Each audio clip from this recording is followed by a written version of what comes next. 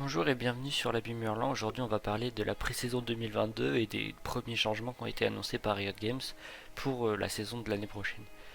Donc, comme vous vous en souvenez, l'année dernière, il y a eu un rework ou une mise à jour graphique en tout cas de la boutique et de beaucoup d'items, de quasiment de tous les items, avec un ajout de nombreux items et la suppression de certains autres. Donc, en 2000, lors de la saison précédente, il y avait eu le changement des dragons. Donc ça fait 2 ans qu'il y a quand même des gros changements sur League of Legends. Cette année, ce sera des moins gros changements et ils vont revenir sur les changements des 3 saisons précédentes, c'est-à-dire les dragons, les runes et donc les items, et adapter les changements pour que l'ensemble fonctionne bien. Donc tout d'abord, va y avoir un changement sur les dragons qui sont apparemment, enfin selon Riot Games, qui ne sont pas encore suffisamment personnalisés, qui rendent pas qui ne rendent pas encore suffisamment chaque partie unique, et donc c'est ce qu'ils veulent changer sur les dragons. Donc notamment, comme ils peuvent le dire, en créant de nouvelles fonctionnalités de terrain, donc par exemple des changements de terrain qui ne seraient pas toujours les mêmes, parce que actuellement, par exemple, le dragon du feu supprime, par exemple, supprime des murs, par exemple, autour des pits de dragon et du Nashor, autour des buffs rouges et bleus. Peut-être que via ce changement, ça ne supprimerait des murs qu'à un buff parfois, ou parfois deux. On peut imaginer ça. Alors, pour le dragon du vent, on peut imaginer que certaines zones de boost de vitesse soient plus grandes que d'autres, ou qu'il n'y en ait pas partout. Ou peut-être que pour le dragon de l'eau, on aura des bush pas à tous les endroits, ce sera aléatoire.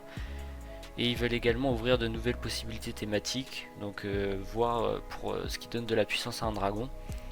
Donc ce système de map adapté au dragon est plutôt intéressante, mais je pense qu'il faudrait que on connaisse la map avant le début de la game, parce qu'il y a des champions, par exemple Maokai Support, qui bénéficient énormément de certaines maps et qui au contraire sont inutiles dans d'autres, notamment lorsqu'on le joue en support. Le but c'est d'avoir des bush, et quand on a une map infernale par exemple, il y a très peu de bush, et donc le pic perd beaucoup en puissance, alors que quand on a une map océan, il y a des bush un peu partout, et donc le champion prend tout de suite beaucoup plus devient tout de suite beaucoup plus intéressant. Donc peut-être que ce serait intéressant de réaliser un changement à ce niveau-là. Deuxième partie des changements, c'est pour les items. Donc dans l'ensemble, les items ont convaincu Riot et ils sont contents des changements qu'ils ont pu apporter. Mais comme ils ont pu le dire, il manquait des objets légendaires pour certains types de champions et les mythiques pour les supports, parce qu'au final, il y en avait pas vraiment de différents. Il y avait la Moonstone, le Shurelia et le Solari.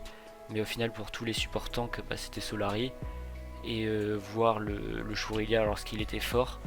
Mais dans l'ensemble, c'était plutôt Moonstone pour les enchanteurs et Solari pour les tanks. Et le Shurelia était là quand il était fort et il était un peu pour tout le monde. Et quand il était pas fort, personne l'utilisait.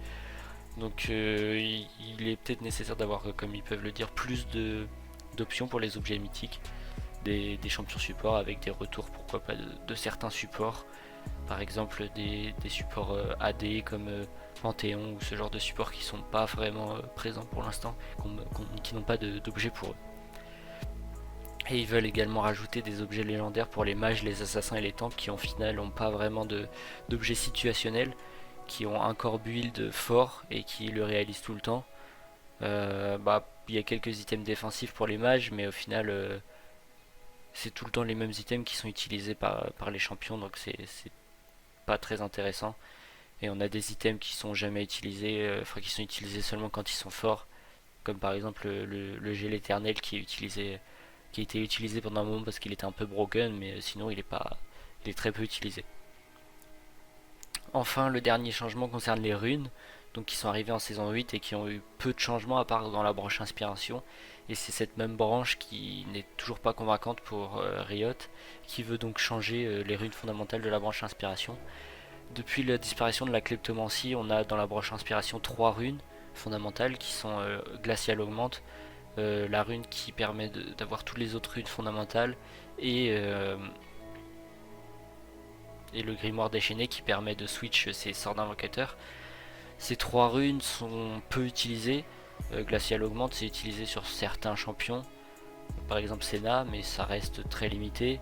Pareil pour Grimoire Déchaîné, c'est utilisé en pro et c'est utilisé en pro surtout et sur certains champions en solo queue, mais ça se résume à Nasus et TF, donc c'est relativement peu utilisé quand même dans l'ensemble, et la dernière rune est jamais utilisée à part pour troll. L'Omnistone est utilisé par aucun champion de manière viable, donc il est nécessaire d'avoir une refonte de ces runes qui sont inutilisées et un équilibrage des runes secondaires, donc ça c'est plutôt normal. Enfin, toutes les runes sont à peu près utilisées pareil, je pense, à part dans la branche peut-être domination où les balises zombies par exemple ne sont jamais utilisées, ce genre de choses, ou le port au fantôme, pardon. Mais ce sera pas des gros changements à ce niveau-là, et on va pas changer le méta totalement à cause de ce changement. Riot veut également permettre aux équipes qui sont derrière de pouvoir comeback plus facilement, ce qui ne va pas plaire à Marex, mais du coup les shutdowns seront également appliqués aux objectifs maintenant. Je sais pas trop comment ça va être mis en place, mais en tout cas, comme c'est écrit ici, le studio veut donner plus d'options stratégiques pour rattraper le retard d'une équipe, donc il y aura sûrement des shutdowns sur par exemple les Nashor ou sur les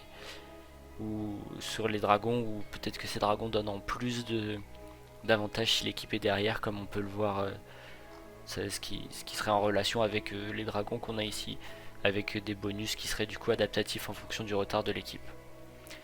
Donc voilà pour cette vidéo, j'espère que vous aurez appris des choses et qu'elle vous aura plu. Si c'est le cas, n'hésitez pas à liker, à commenter ce que vous pensez de ces changements et ce que vous pensez de ce que veut devenir la saison 12, et n'hésitez pas à vous abonner. On se retrouve donc dans 3 jours pour une nouvelle vidéo sur sûrement les playoffs de LEC et les équipes qualifiées au World. J'espère que vous portez bien, et salut!